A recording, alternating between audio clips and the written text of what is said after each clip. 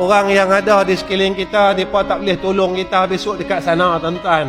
Yang kita buat kerana orang ni, mereka semua akan tinggalkan kita satu hari nanti.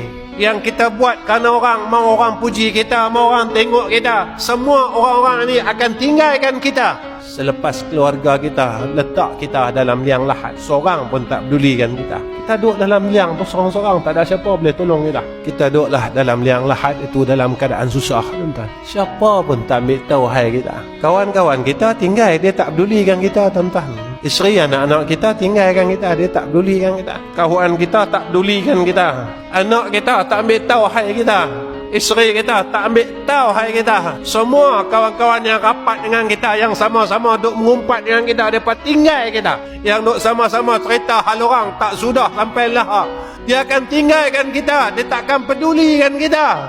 Tapi siapa yang ambil pedulikan kita? Nabi kata amal soleh, dia yang takkan tinggalkan kita. Tapi sayangnya, masa kita hidup ni kita tinggalkan dia. Masa kita hidup ni kita tak mau buat amal soleh.